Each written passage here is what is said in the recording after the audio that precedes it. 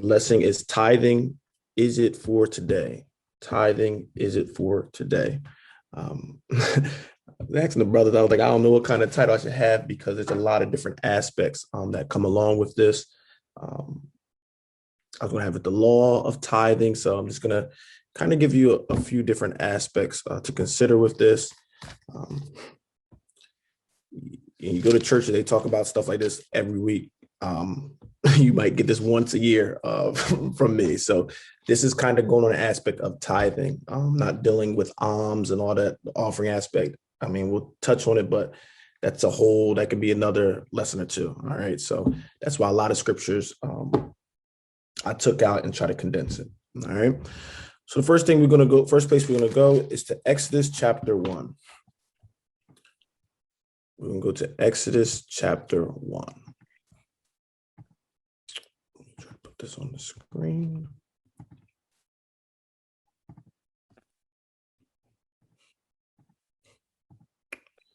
It's a reason I'm going here. I don't know how much people know, so I'm going to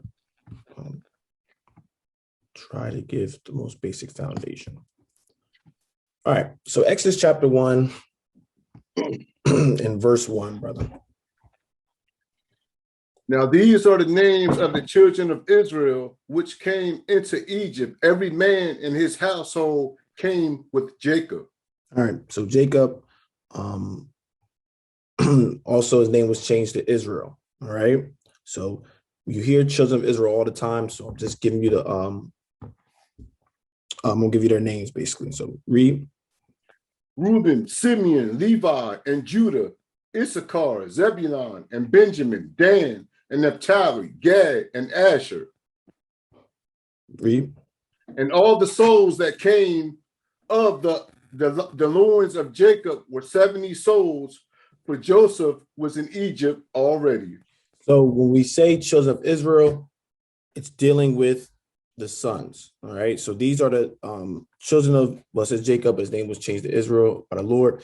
These are his sons, and these are how the tribes are broke up. So you'll hear sometimes children of Israel, you'll hear the tribes. So this is how it's broken down. All right. It's a lineage. It's a lineage. All right. And this is important. So one of the names in verse 2, you see is Reuben, Simeon, and Levi. All right. So this is important when we're talking about tithes. You're going to see why. All right. All right. So let's go to Deuteronomy chapter 10. Let's go to Deuteronomy chapter 10.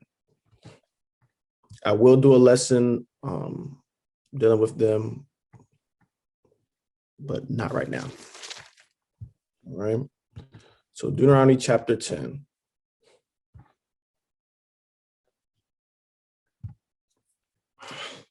And we're just going to jump down to verse, let's go to verse 8. At that time, the Lord separated the tribe of Levi to bear the ark of the covenant of the Lord, to stand before the Lord, to minister unto him, and to bless in his name unto this day. All right. So we see it says the Lord separated the tribe of Levi. The Lord did it. They didn't choose. The Lord separated Levi, and it says so they can minister unto him and to bless his name unto this day. All right. So now we got one of the brothers being separated from the Lord, right, to do the ministering. Okay. Verse 9. Wherefore Levi hath no part nor inheritance with his brethren, for the Lord is his inheritance, according as the Lord thy God promised him. So we got Levi, have no part nor inheritance with his brethren. So just a small recap. When they came out of Egypt, remember the Lord said, I'm going to bless you. I'm going to give you the promises that I gave with your forefathers, right? With Abraham and all them, saying, I'm going to give you this land, right? And we know that land was the land of Canaan when you read through the Bible. So this land was divided amongst what? Amongst the brethren, okay? And these, it was split up, but Levi did not get a part of the land. This is important when you're understanding this. Levi did not get a part. As I said, Levi had no part nor inheritance with his brethren. But it said the Lord is his inheritance, according to the Lord thy God promised them. So the Lord is saying, you're not going to get a piece of land like your other brothers, but you are my inheritance. Okay. Now let's go to Leviticus chapter 27.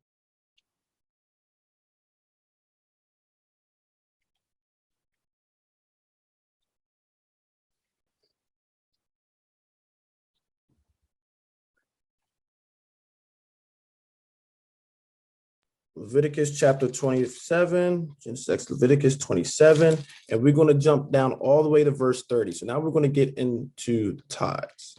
All right. Leviticus chapter 27 and verse 30. When you get there, brother. And all the tithe of the land, whether of the seed of the land or of the fruit of the tree, is the Lord's. It is holy unto the Lord. Okay. So when we look at that verse 30, this is why something, in all the tithe of the land, whether of the seed of the land or of the fruit of the tree, it is the Lord, it is holy unto the Lord. Now, why can this be a problem for Levi when it comes to this? Because we just read they didn't have no inheritance. They didn't have a piece of land. This was dealing with what? The other tribes that had land had possession, something to give. Okay. So tithe, and for some people that don't know, tithe just means a tenth. It's 10%, right? So tithe is just a 10, it's just 1/10. All right. So bring 1/10 of the land, of the seed, and of the fruit of the tree. And it says it is holy unto the Lord. It is set apart to the Lord. Okay. Read. And if a man would at all redeem aught of his tithes, he shall add thereto the fifth part thereof. So if he redeem it, so like let's say, try to illustrate it. Let's say I'm a potato farmer, all right, and I bring, my 10th is 100 potatoes, okay, and then something happened where I need those potatoes back. I exchange it for something else that's worth the same price. He's saying you're going to add a fifth? Yes, a fifth part to it. So if you have to exchange it, that's what it's dealing with. Okay. Let's keep going. And concerning the tithe of the herd or of the flock, even of whatsoever passeth under the rod, the 10th shall be holy unto the Lord. So the flock, the herd, because remember the first part we're talking about the fruit, agriculture, the plants. This one's saying even the herds, because some people were what? Herders. Okay. A lot of our forefathers, that's what it was. It was about agriculture, herding, doing those things. So he's saying the same thing, a 10th of the herd. Okay. Read the next verse. He shall not search whether it be good or bad, neither shall he change it. And if he change it at all, then both it and the change thereof shall be holy. It shall not be redeemed. Okay. All right. So let's talk about the exchange. They're both holy. You can't redeem it. You can't get it back. Let's go now to Deuteronomy chapter 14. So there's a lot of things I actually learned from doing this study as well. So that's a tithe, and this is what we will do. We will bring it to the, you're going to see later on, we're going to bring this stuff to the priest. So it was dealing with food and everything, whether it's, the herd or, the crops. Okay. Let's go to Deuteronomy chapter 14. Genesis, Exodus, Leviticus, Numbers, Deuteronomy. All right. Staying right in the same spots. Deuteronomy chapter 14.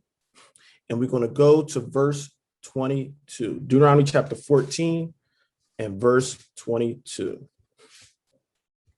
Thou shalt truly tithe all the increase of thy seed, that the field bringeth forth year by year. So I want to stop right there because a lot of times we miss certain things. Thou should truly tithe all the increase of thy seed, that the field bringeth forth year by year. All right. So that increase that we're getting year by year, we will tithe it. All right. Read. And thou shalt eat before the Lord thy God, in the place which he shall choose to place his name there, the tithe of thy corn, of thy wine, and of thy oil, and the firstlings of thy herds, and of thy flocks, that thou mayest learn to fear the Lord thy God always. So you will get the tithe and you will bring it to, it says what? the place which the Lord shall choose to place his name there. And that was dealing with what? Jerusalem, right? And remember, they all had inheritance there. That's the place that God gave them, right? So the Lord's saying, listen, I gave you this place. I want y'all to think about this. He gave you this land and saying, listen, I just want you to, just give 10% back. Okay? You bring it to me. All right. And it says that thou mayest learn to fear the Lord thy God always. So it was a purpose. Okay. So we see corn and yes, wine, because some people mix it up, can bring wine. And I'm going to show you what we actually do with this. All right. Verse 24. And if the way be too long for thee, so that thou art not able to carry it, or if the place be too far from thee, which the Lord thy God shall choose to set his name there, when the Lord thy God hath blessed thee. So now it's talking about, remember, we were all over the place. All right. So he's saying if it's too long, right? You might have maybe some cattle. And you're like, I can't travel this far with this much cattle, So he's telling you something else. All right. Or you're unable to carry it, whatever it is. Maybe it's too much. Okay. Read verse 25. Then shalt thou turn it into money, and bind up the money in thy hand, and shalt go into the place which the Lord thy God shall choose. So he's saying you're going to actually exchange that, whatever you have that you're unable to carry, right? It's too much. You can actually go and exchange it for money. So what am I? I said I was the potato farmer. All right. So I got these 100 pounds, maybe of potatoes. They're too heavy to carry all the way there. So what I will do, I will exchange it, and get the money for it. And I'll bring the money with me. All right. Not just saying what's happening, to exchange it for money because it's too much. Remember, the God we serve is practical. Okay. So I'm going to exchange it for money, and then I'm going to go to what? Jerusalem. Okay. Read verse 26. And thou shalt bestow that money for whatsoever thy soul lusteth after. All right. Let me stop there. Okay. Hold on, brother. Lusteth meaning desire. It's not talking about sin, because some people mix this all up. It's a strong desire when you get the breakdown of the word. All right. So whatever your soul lusted for. So when I exchange it and got that money and I bring it, now he's saying I can get what I desire. Read. For oxen, or for sheep, or for wine, or for strong drink, or for whatsoever thy soul desireth. So I'm going to stop there because, yes, you are permissible to drink at these feasts, right? It gives you wine. It gives you strong drink. Now, what you won't do is get drunk and make a mess and sin. No, you don't get drunk and everything, but you are permissible to drink at feasts, or in general, you can drink and everything. But he's saying this was the time. You bring this stuff, you buying it, you can get whatever you want. Let's say you love your you love sheep, right? You go and you got that money, buy the sheep, get the stuff you want, So that's what this is dealing with. And it says, or for whatsoever thy soul desireth. Read the last part. And thou shalt eat there before the Lord thy God, and thou shalt rejoice, thou and thine household. That tithe that you were bringing there, this is what the Lord is saying. I want you to bring another tithe, but this tithe is for yourself. It's so you can enjoy this day. And I wanted us to understand there's certain tithe that was given. But he actually saying, bring that tithe in so you can eat and feast before the Lord your God. This wasn't just given to the priest and everything. This was actually for your enjoyment, so you can have fun and you can rejoice and eat before God the labors, right, that he blessed you with. That's right. That's a good God. He said, I don't want it. I want y'all to enjoy it. We're supposed to be rejoicing what God gave us. All right. So it's a deeper level to some of these things. All right. So that's a tithe dealing with what you should do. That's for the feast and everything. So you can enjoy it and have enough and have a good time. All right. Verse 27. And the Levite that is within thy gate, thou shalt not forsake him, for he have no part nor inheritance with thee. Okay. I'm sorry. I never changed the screen. We're in Deuteronomy 14:27. So you can read that again. What verse is that?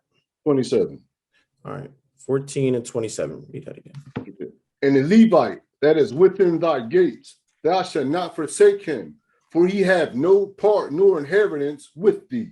So he's saying, don't forsake the Levites because they don't have an inheritance. They don't have nothing to bring because they don't have a piece of land, to agriculture or do anything. So while all the brothers that all the tribes are coming together saying, don't forget them. You gotta bring something for them too. Okay. Now, when we deal with Levites, the priests were always Levites. All Levites were not priests. And we're going to get to that later on. We'll say that again.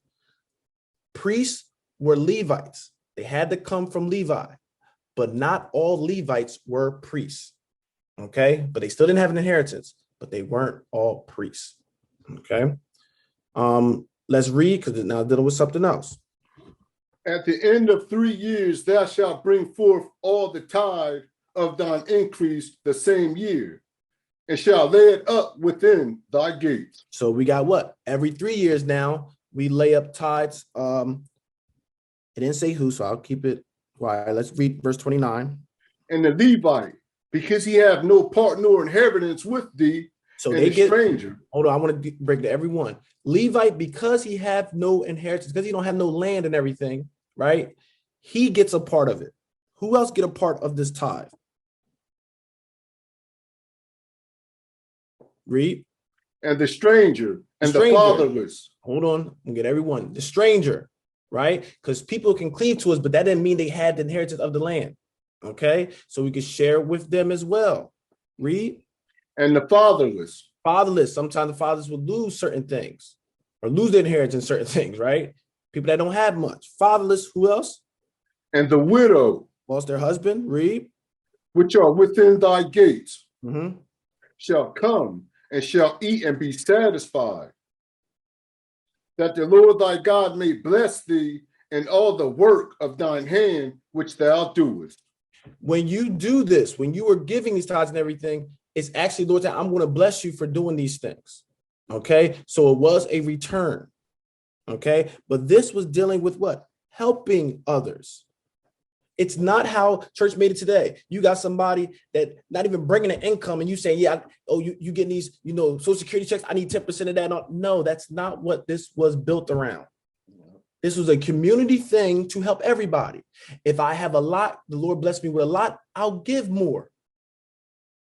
If you got only a little bit, you give the little. If you have nothing, you share. So we all are eating. We all come together and feasting. And Paul kind of deals with this in the New Testament. I won't touch it today, but that's another aspect that we have to think about. All right. So we see the tithe for the priest.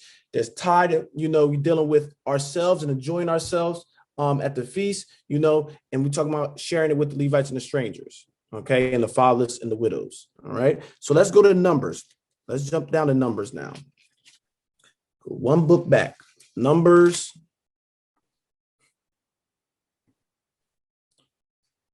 Screen. Numbers chapter 18.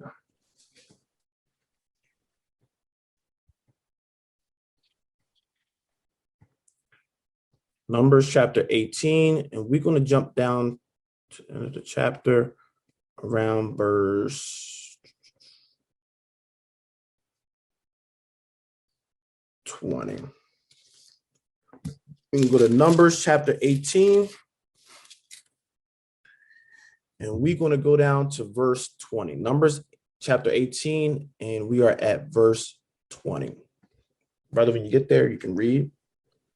And the Lord spake unto Aaron, thou shalt have no inheritance in their land, neither shalt thou have any part among them.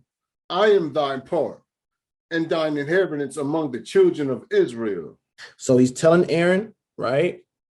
He's telling him, your children don't have the inheritance. Right, that was the Levites and everything made up of, right?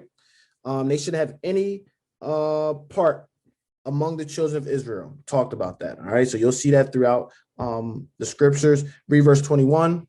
And behold, I have given the children of Levi all the tenth in Israel for an inheritance, for their service which they serve, even the service of the tabernacle of the congregation. So when we were giving. When we were doing tithes, It wasn't a thing, oh, we just give it to the priest. We was giving this thing to the Lord. I want to make this distinction. We was giving it to the Lord, because I have given the children of Levi all the tenth of Israel for an inheritance.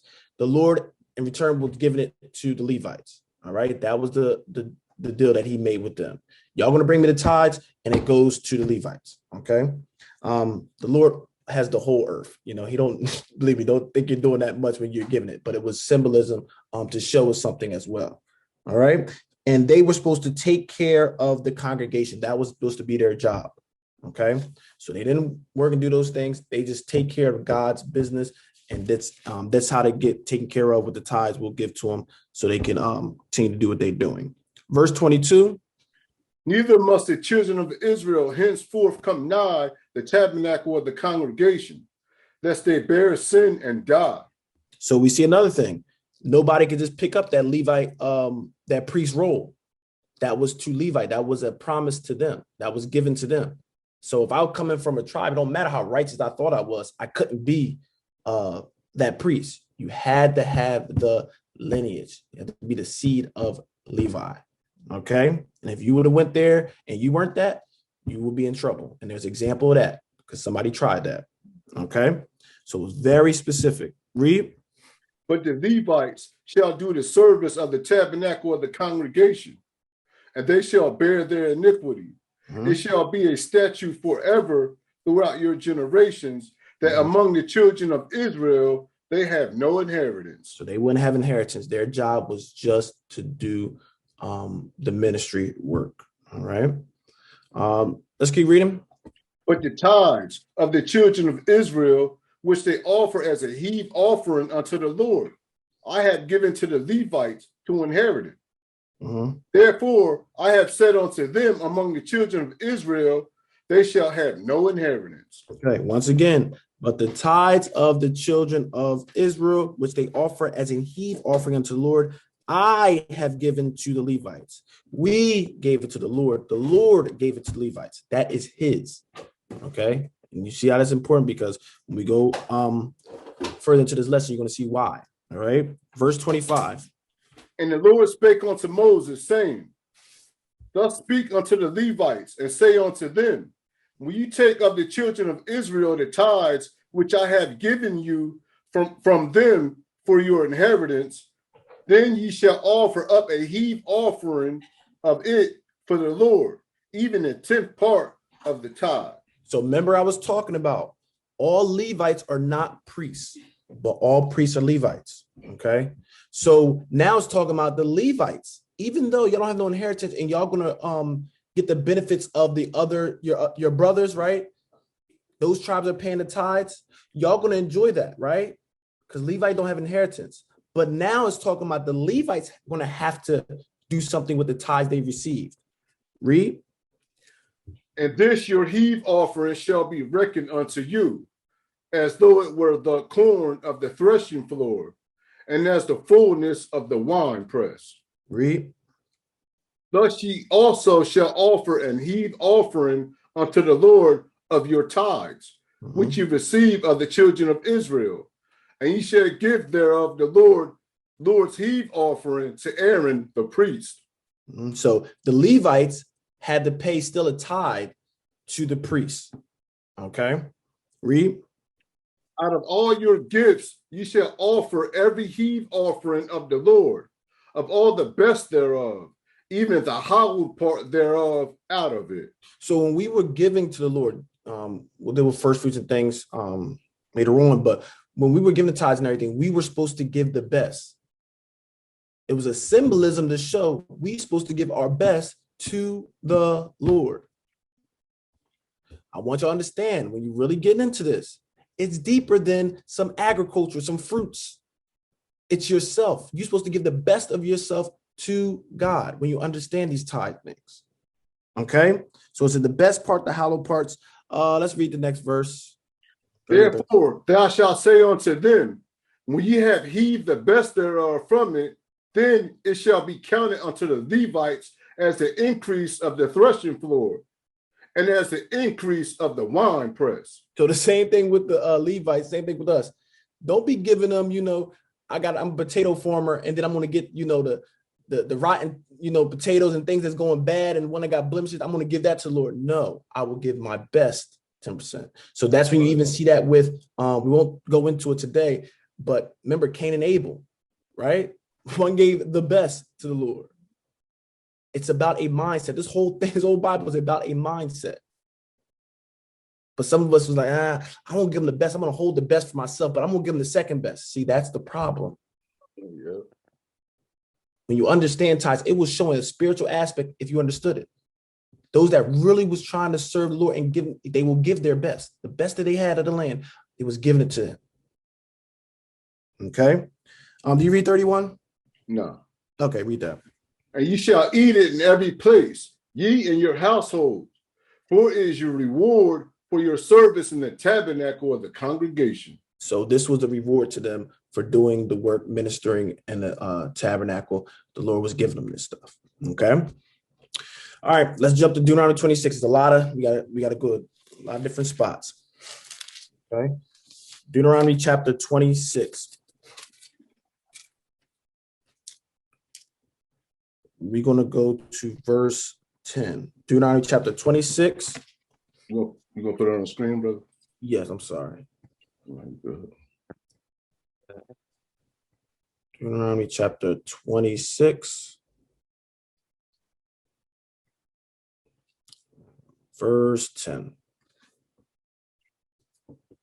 And now, behold, I have brought the first fruits of the land, which thou, O Lord, have given me. And thou shalt set it before the Lord thy God, and worship before the Lord thy God. All right. So we'll set the first fruits, the best of it, and we're going to set it before the Lord our God and worship before the Lord our God. Right. When we present ourselves in these feasts, you're presenting yourself to God. But people don't understand that. This is a date that the Lord had for us. Like, I want my people, we have a set date. I want you to present yourself and we bring in our gift, our offering to him. Okay. So you're going to set it before the Lord thy God. You're going to worship, verse 11. And thou shalt rejoice in every good thing which the Lord thy God hath given unto thee and unto thy house, thou and the Levite and the stranger that is among you. So everybody's rejoicing. This is supposed to be a rejoicing matter, right? And you thanking God for what God has given you. Literally, right? They bring these stuff to feast. I'm thanking God. It says not just the person, the Levite also thanking God, the stranger. Everybody's thanking God. Because some of us are still getting taken care of. No matter if you didn't bring nothing, sometimes you're still getting taken care of. And you're thanking God that he blessed somebody else that can share that with you. So it's a rejoicing moment for everybody, whether you're rich, poor, and in between. Everybody should be thanking God. That's right. Because God has provided for you. All right. What verse was that? That was 11. We're on 12. Okay, read. When thou hast made an end of tithing all the tithes of thine increase the third year, which is the year of tithing, and have given it unto the Levite, the stranger, the fatherless, and the widow, that they may eat within thy gates and be filled. But remember, we talked about it earlier. Every 3 years, you'll bring it for them so they can eat and rejoice. So he's dealing with that still. Read. Then thou shalt say before the Lord thy God, I have brought away the hallowed things out of my house, and also have given them unto the Levite, and unto the stranger, to the fatherless, and to the widow, according to all thy commandments which thou hast commanded me. I have not transgressed thy commandments, neither have I forgotten them. So he's saying, this is what you're going to say. You're going to say this to the Lord. Listen, I did what you told me to do. Right? And you can say that to the Lord, I did what you commanded me to do. Jump down to verse 15. Look down from thy holy habitation from heaven, and bless thy people Israel. Hold it. In the land which thou hast given us. As thou Hold on real quick, Kai.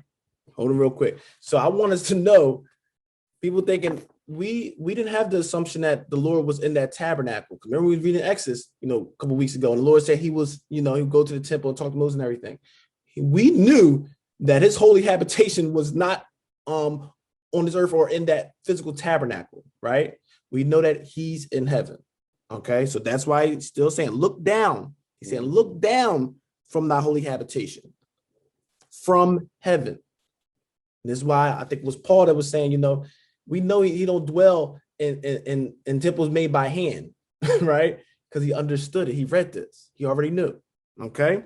So look down from heaven, bless thy people Israel, right? Because they was bringing these things to him, and the land which thou hast given us.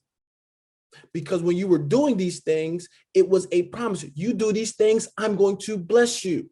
So when we were bringing our best to the Lord was in return blessing us, blessing that land so it can bring forth these things.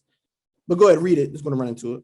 As thou swearest unto our fathers, a land that floweth with milk and honey. And it flows with milk and honey. So when you were giving, whenever we give, it shouldn't be to think of, I'm going to give so I can get something in return. No, that's you ain't supposed to never think like that. People think they're investing and doing all this stuff. But when you give into the Lord, it's basically a thank you for letting me be able to do that. Even me working, I thank God that I'm able to work, that I'm able to find a job. So that's part of my natural thanks. But ultimately, it's about you living what he's telling us to do. All right. I'm going to jump to one part and then we're going to go to something else. All right. So for the Apocrypha, anybody have the Apocrypha? All right.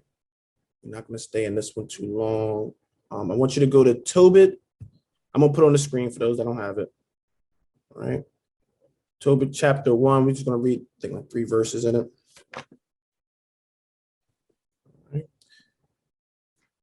For those that don't know, the Apocrypha is part of the original Bible.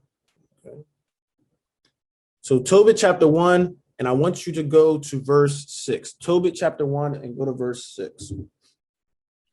But I alone went often to Jerusalem at the feast, and it was ordained unto all the people of Israel by an everlasting decree, having the first fruits and the 10th of increase, which was first shown, and them gave I at the altar to the priests, the children of Aaron. All right, so some of the stuff we read about, you see, he was saying we were doing it. He did it because of the everlasting decree. Read. The first 10th part of all increase I gave to the sons of Aaron, who minister at Jerusalem. Another 10th part I sold away and went and spent it every year at Jerusalem. So we see that he might have been far. So he went with that other law we talked about. You sell it, you get the money for it, then you go to Jerusalem and then you buy it. Now, some of our brothers might have been a little wicked in Jerusalem, right? Because if you know there's some people that's far and they got money and they got to go and get this stuff for the feast, what do you think some wicked people do? Bump up the prices, right? So some of our brothers use this as a business venture, and it might have been the reason why Jesus snapped and said, make it a den of thieves. But yes, some of our brothers were wicked and were doing that. They shouldn't have pushed the prices up, during that time. All right. So we'll stop there. Just showing you an example of somebody that did it, was doing it according to the law. Okay. So I'm going to jump to something else. So that's basically the foundation of tithes. I'm just showing you it's an agricultural thing. It was about herds, and doing it, and then what it was for, right? It was for to take care of the fatherless, the widows, the Levites. It was for us to rejoice at feasts, right? So it had different things. Okay. So the next big thing that comes with it is, can you support a preacher? All right. And I know all these preachers make a lot of big fuss about this, but I'm going to tell it. Like I said, I'm going to tell the truth. All right. So let's go to Deuteronomy chapter 25 and verse 4 real quick. I want to get one verse because Paul quotes this. And I just want to show you the thing behind it.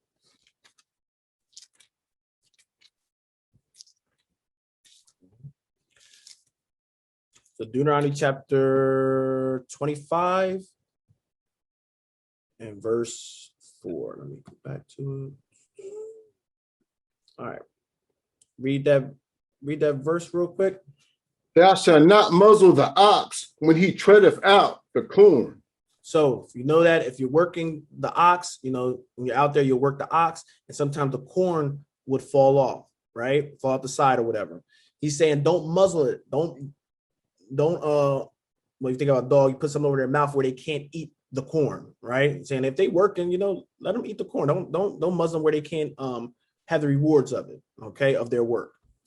Hold that. I want you to know that so you can get what Paul's saying. Now let's go to 1 Timothy chapter 5. We're going to go to 1 Timothy chapter 5. So remember, you shall not muzzle the ox when he treadeth out the corn. Okay. So 1 Timothy chapter 5. And we're going to jump down to verse 17. All right. 1 Timothy chapter 5. 1 Timothy chapter 5. And we're going to go down to verse 17. 1 Timothy chapter 5 and verse 17. Let the elders that rule well be counted, worthy of double honor, especially they who labor in the word and doctrine.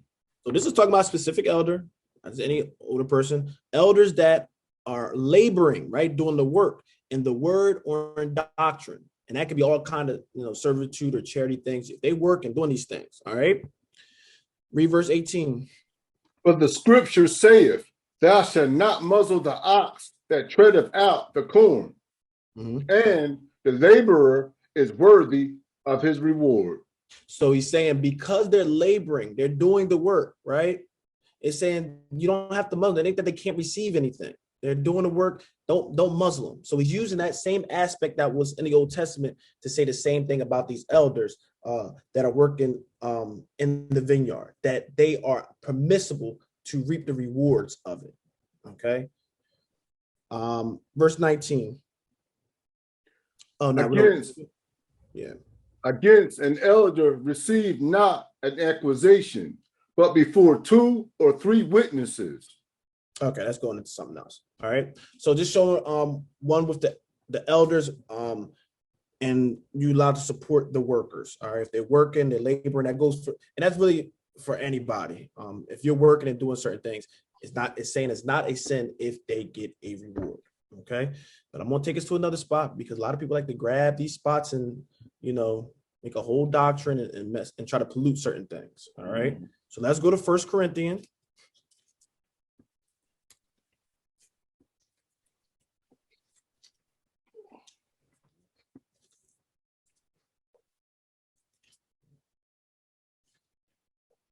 First Corinthians, and we're going to go to chapter 9. 1 Corinthians, right after Romans, go to chapter 9. And I'm just scratching the surface on some of this stuff. Like I said, some of these things could be a whole lesson themselves, but we got a lot, to kind of cover. So running through some of these. Chapter 9 and go to verse 13. Do ye not know that they which minister about holy things live of the things of the temple? And they which wait at the altar are partakers with the altar. So he's saying, remember, we read, those that minister about the holy things live of the things of the temple.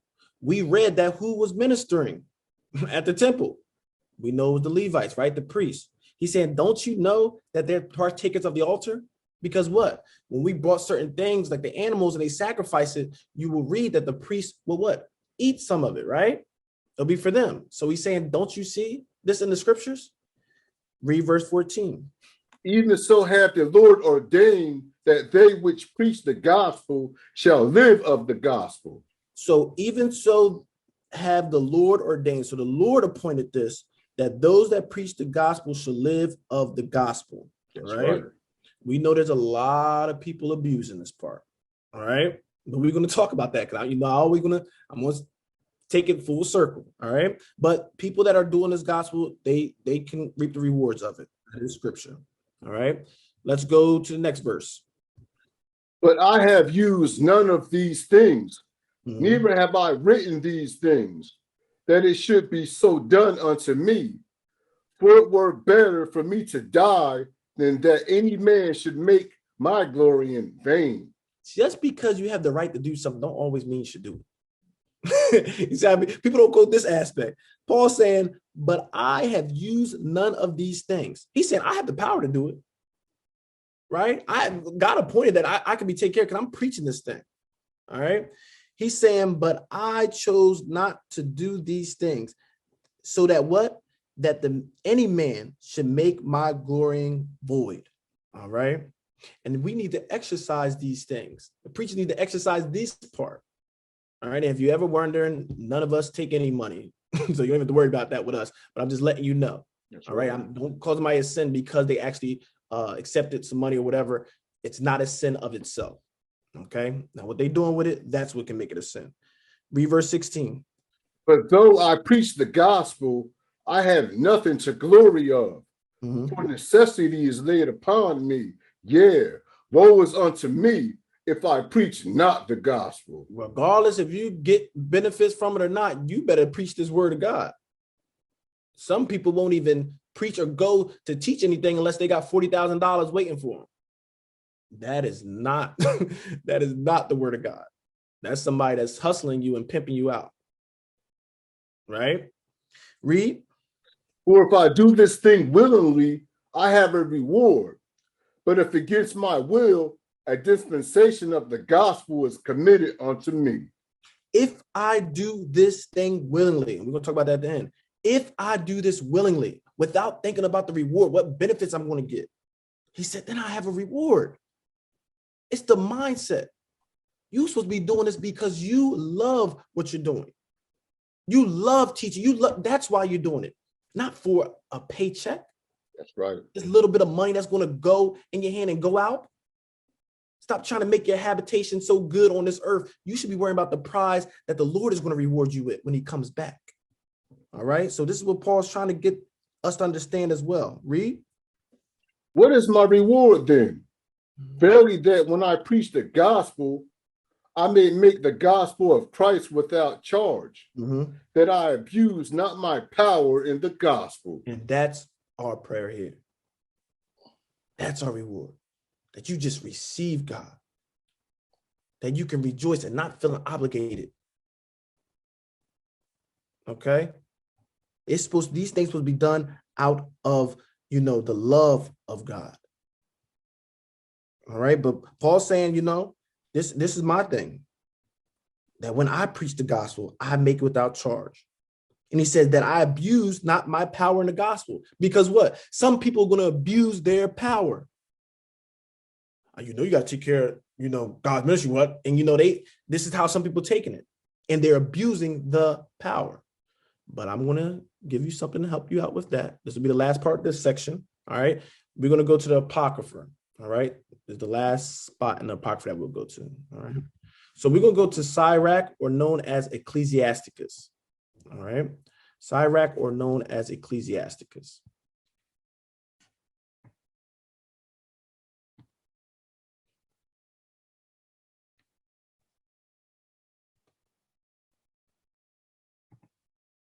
It's in the Apocrypha, and we're going to chapter 12.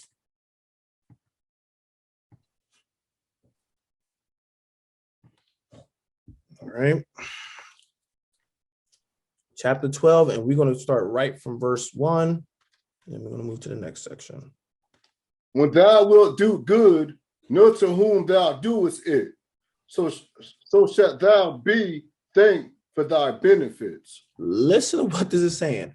When thou wilt do good, know to whom thou doest it. Know to who you're doing good to. Read verse 2. Do good to the good godly man, and thou shalt find a recompense, and if not from him, yet from the Most High. He's saying do good to a godly person. When you're doing good to the brothers and sisters, right? Because this ain't just limited to priests. When you're doing good to the godly people, what? Thou shalt find a reward. Okay? If not from the person, what? From the Most High. You're going to get a reward from doing good to them. Read verse 3. There can no good come to him that is always occupied in evil, nor to him that giveth no alms. So there's no good that can come to somebody that's always in evil, always a busybody, always talking about something contrary to the word of God. And this is happening right in the pulpit, right? So it says, nor to him that giveth no alms, nor to person that don't give. All right. So it's always been teaching us we should have a heart to want to give, not always worrying about what we can gain, but to give. All right. This is what the Spirit taught us. Read verse 4 slowly. Give to the godly man and help not a sinner.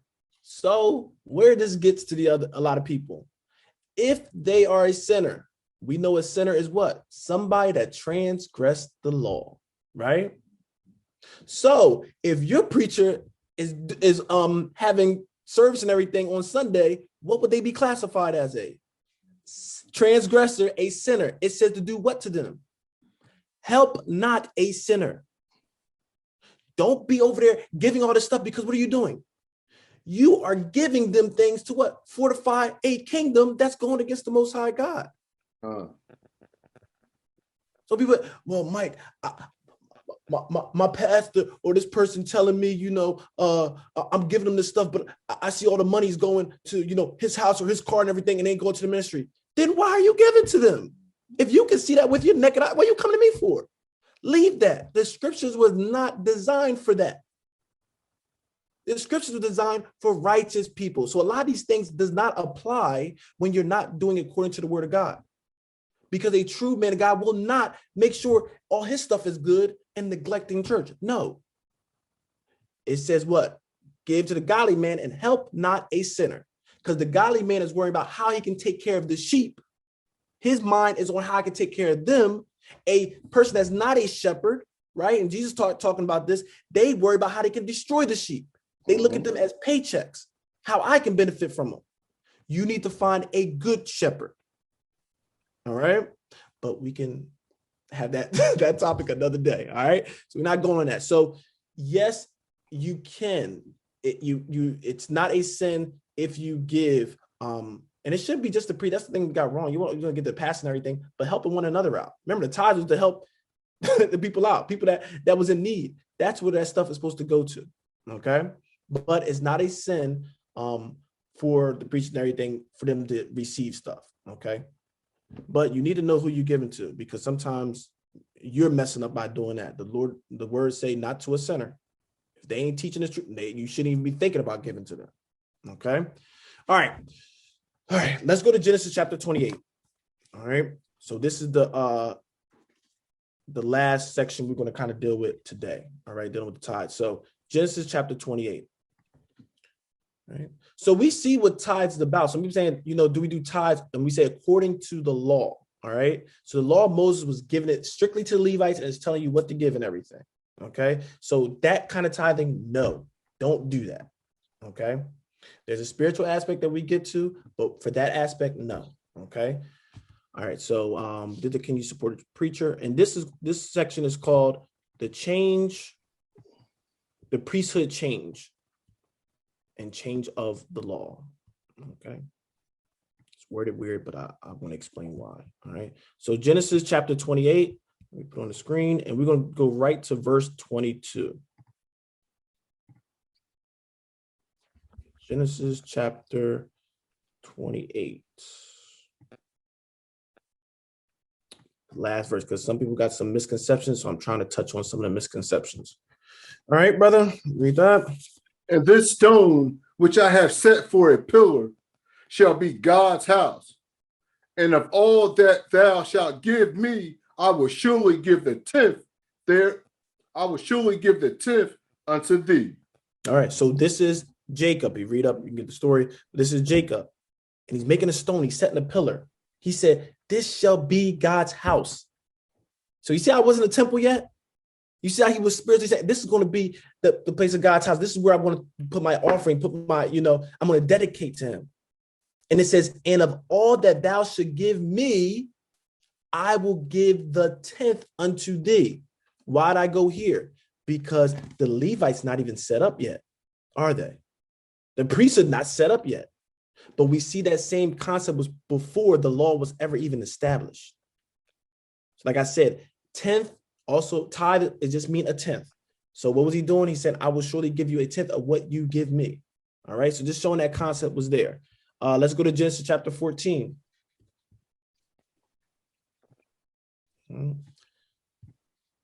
So people say, oh, tithe started here. No, it didn't. It started before there. It's just the law of tithes. That is different. The law of tithes, because that was dealing with Levites and the other things as well. Okay. So Genesis chapter 14, and I want you to jump down to verse 11. Genesis chapter 14, and we'll go to verse 11. And they took all the goods of Sodom and Gomorrah and all their victuals and went their way. And they took Lot, Abram's brother's son, who dwelt in Sodom, and his goods, and departed. All right. So we're going to get into some of this because you need to know this when you get to the New Testament we're going. So Abraham, a nation went and took Lot, right? His nephew. All right. So you see they took, the goods or whatever. They took Lot, Abraham's brother's son, right? And who dwelt in Sodom, and his goods and departed. So they took his stuff and left. All right. Jump down to verse 18. And Melchizedek, king of Salem, brought forth bread and wine, and he was the priest of the Most High God. So we see this is Abraham time, right? It's way before the Levites got established for the law. It was already what? A priest of the Most High God. Read verse 19. And he blessed him and said, Blessed be Abram of the Most High God, possessor of heaven and earth. And bless the Most High God, which have delivered thine enemies into thy hand. And he gave him tithes of all. So we see now Abram, when he won the battle, he gave him what? He gave him a tenth of what he received. So we see in that 10th thing came from two of our patriarchs before the law of tithe even came about. So it seemed like this 10th has some kind of symbolic thing, right? Of giving your best or in return of what you receive. All right. So I want to be honest. Like I said, I want to show every aspect of it. All right. Hebrews chapter 7. Hebrews chapter 7. All right, we're going to stay here for a little bit. Then we're going to have two spots after that, right? Hebrews chapter 7. We're not going to get real thorough in it, but we're going to get we're going to scratch a little bit more than the surface. All right. So Hebrews chapter 7, because Paul is he's trying to give us something here. All right. Hebrews chapter 7, brother, you're going to read verse 1. We're going to start from verse 1. But this Melchizedek, king of Salem, priest of the Most High God, who met Abraham returning from the slaughter of the kings and blessed him. Remember, we just read that, right? Melchizedek, now saying king of Salem, priest of the Most High God. Read. To whom also Abraham gave a 10th part of all. First being by interpretation king of righteousness, and after that also king of Salem, which is king of peace. All right. So it's giving you some of the other accolades from him, right? King of Salem. And if you know the king of peace is dealing with even Jerusalem. But we won't go into all that today. All right. So dealing with that time where he was at, and he gave him a 10th or a tithe of all. And we read that. Verse 3. Without father, without mother, without descent, having neither beginning of days nor end of life, but made like unto the Son of God, abideth a priest continually. So he will abide a priest continually. Read. Now consider how great this man was, unto whom even the patriarch Abraham gave the 10th of the spoils. And he's saying this guy, think about how great this guy was, that even our forefather, great Abraham gave him a tithe, a 10th of all, right? Read. And verily, they that are of the sons of Levi, who received the office of the priesthood, have a commandment to take tithes of the people according to the law, that is, of their brethren, though they came out of the loins of Abraham. So now it's talking about what? When the law came about, Now it said what? You're going to give the tithes to Levi. Okay. So this is what he's talking about. He said, even though they're brethren, they came out of the loins of Abraham, right? Abraham paid tithes, but now coming out of loins, Levi came about, and now that's who the brothers, saying the brothers, the tribes, they will give it to them, right? We read all that. We got that. We should have that understanding. Jump down to verse 9. And as I may say so, Levi also, who receiveth tithes, paid tithes in Abraham. So if you look at this, it might seem weird. And as I may say so, Levi also, who received tithes, right? It says he actually paid tithes in Abraham. Read verse 10. For he was yet in the loins of his father when Melchizedek met him. So it's like, wow, hey, how could Levi pay it to Melchizedek when Levi was, we're saying in the loins, he's still swimming around, right? he ain't come out yet, So it's like, but he paid tithes. But that's showing something with us. When we do it, it actually benefits our children and things as well. Okay, but read verse 11. If therefore perfection were by the Levitical priesthood, for under it the people received the law, what further need was there that another priest should rise after the order of Melchizedek and not be called after the order of Aaron? All right, so it's talking about, you see what law is talking about, because people think through the whole thing. If perfection were by the Levitical priesthood, if we could be perfected by the Levitical priesthood, he's saying, why should we have another priesthood show up or come up? All right. But this Melchizedek priesthood is of old. It's dealing with righteousness. Right. But let's read verse 12. For the priesthood being changed, there is made a necessity a change also of the law. The priesthood had to be changed. It was dealing with carnality, it's getting to spiritual. That's why it's talking about a change, not a throwaway, a change. Okay, read. For he of whom these things are spoken pertaineth to another tribe, of which no man gave attendance at the altar. But it's saying now it's talking about, another tribe. And the only ones that could attend the altar was what? The Levites, because the Lord appointed that the Levites take care of the altar. But it's saying now it's talking about this other tribe. Let's read it and find out.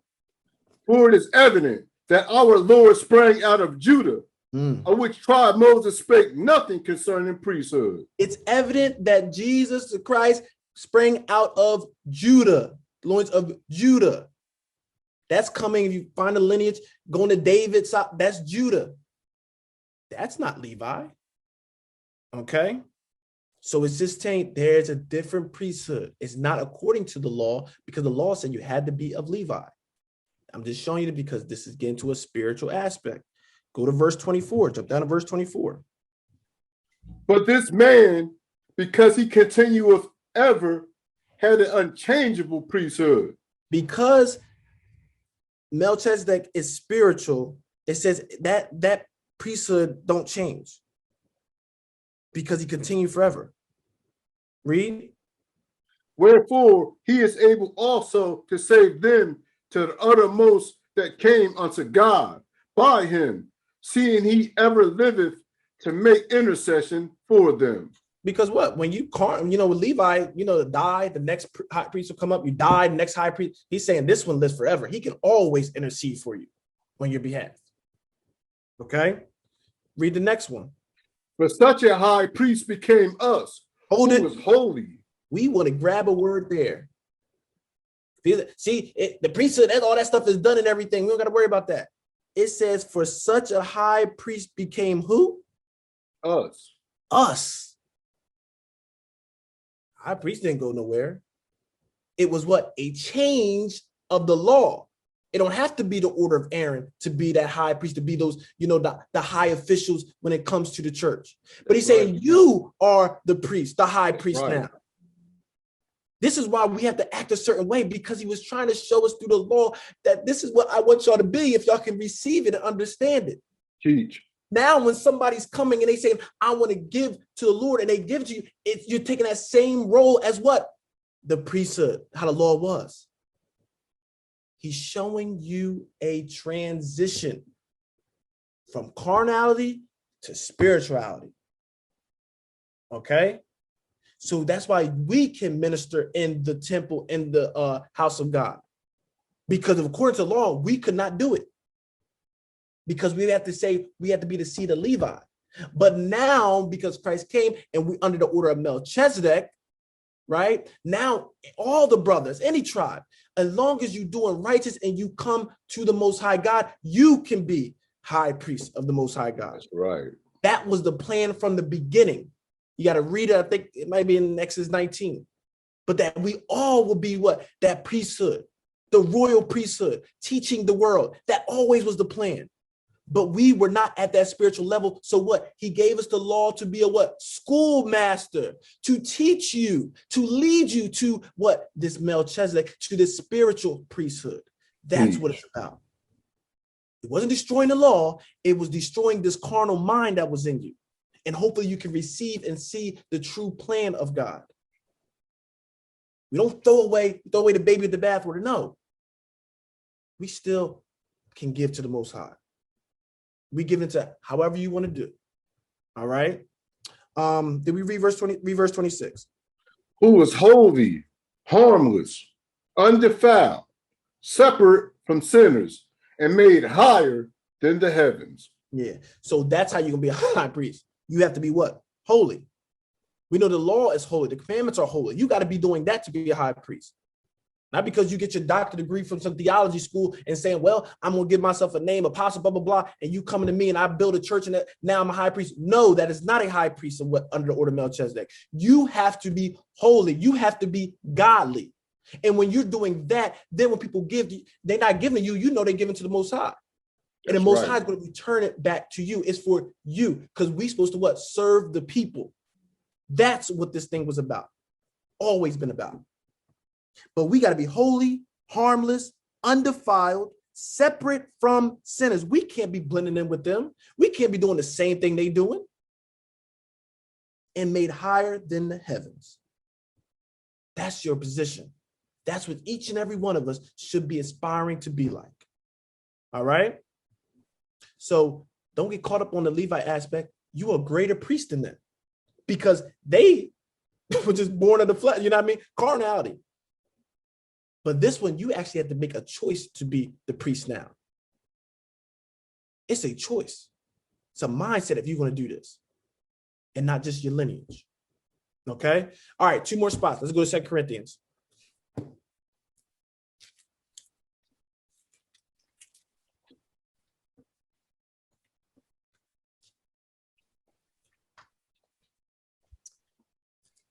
Second Corinthians. I realize I never pulled the screen down, so forgive me. A lot of us have our Bibles in front of us, so hopefully you was able to see it.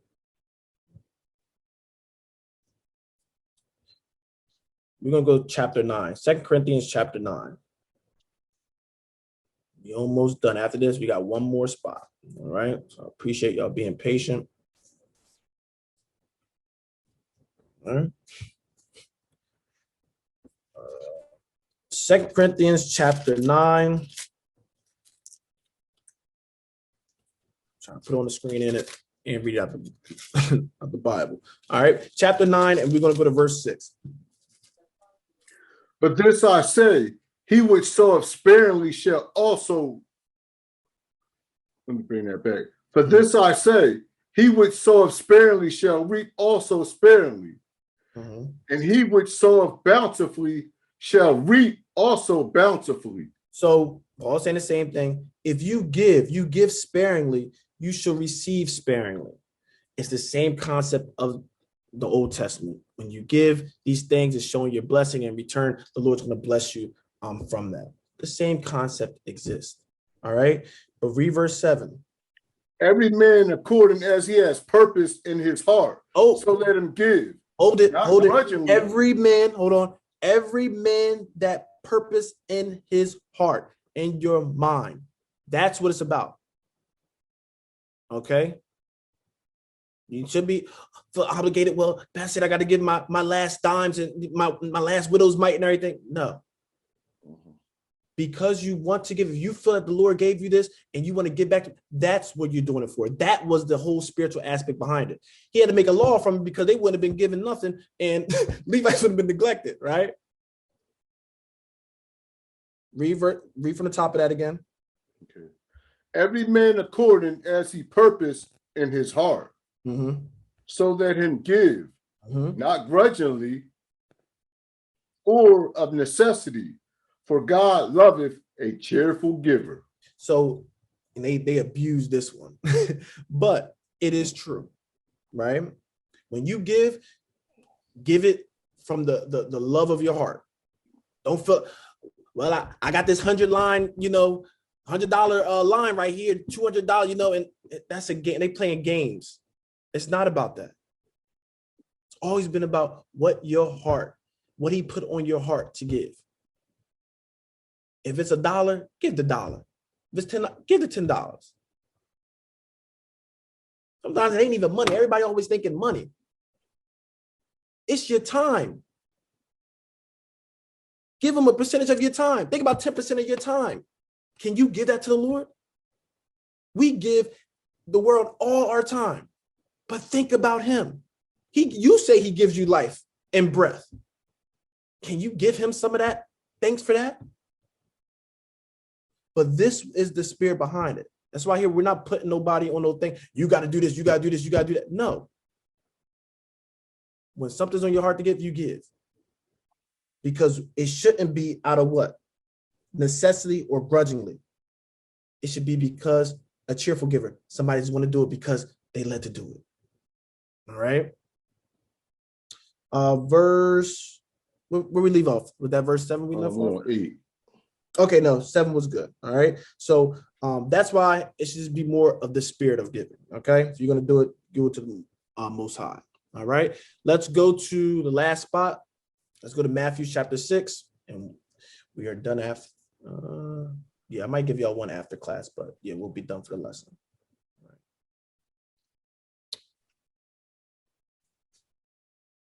Matthew chapter 6.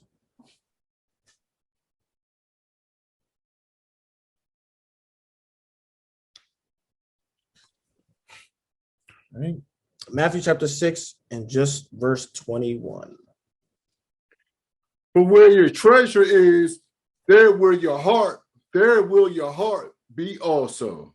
So this is why you don't need to beat nobody over the head with it. Because where your treasure is, there will your heart be also. And they used to say these things like, if you want to show what somebody love, look at their bank account, right? You put your money and things and time into what you love, right? Somebody like, bicycles and everything. You'll see all their attention, time, and, goes into that. So where your treasure is, that's where your heart will be also. Right? And this is why it's such a spiritual thing. This is why it shouldn't be out of obligation. But if you want to see things prosper and you want these things, then you will give towards it. If not, you're good. The preacher don't need to bust you up over the head to give and do all those things. No, because the Lord don't want it. I'm going to tell you, when you read through this word of God, like I said, I couldn't give everything. But if you're doing certain things, you got that money the wrong way, you wasn't even allowed to bring it to the church and give. You're doing prostitution and everything. Well, I'm going to get my tithes on prostitution. No, honey, keep that money. That ain't what it's about. Don't erase certain things. So I just want us to know tithing, the law of tithing with Moses, no, that part is not for today. Today, you need to know that it should be about what's on your heart. And that's going to be the judge of you. The conscience will be the judge of what you do. But here, I can only speak for us. We ain't looking at anything like that. And like I said, we ain't accepting nothing that goes to us. Anything you give goes right to the ministry. And with any church you go to, make sure doing the same thing. If you know that they're ungodly, don't give to them. And it's not just money, time, everything. Because you're doing this thing unto the Most High God. All right. With that, Say shalom. So we will close out. I might give one more scripture because the infamous scripture that we always get is that Malachi 3:8. And will a man rob God, in tithes and offering? They were not giving. And the point of the tithes, like we said, you're putting these things up and you're putting this money, you're putting this food and things in there, and it will take care of the people. So when they was neglecting to pay the tithes and everything, that storefront, that meat house wasn't filled, and the Lord, like, you messing up the things. And I'm doing this so what? To take care of the people. So that aspect was dealing with that. Okay. All right. We'll let Brother Sean close us out. Let me do his closing prayer. Let me pull it up. And then after everything, I will open it up for questions, comments, or concerns.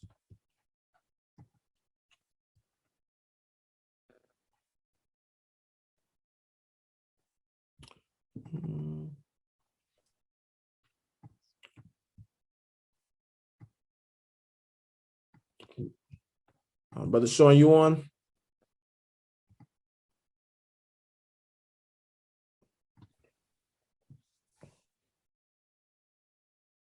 All right, Kai, you can do it for today. Sure.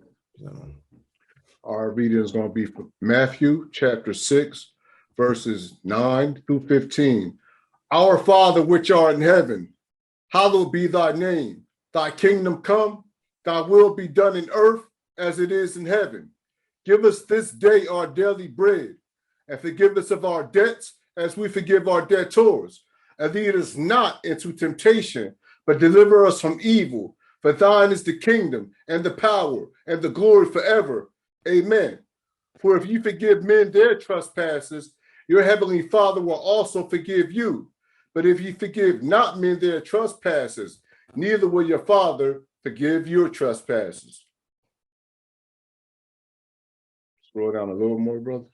Oh, okay, that's it. Yes, Elder. All right.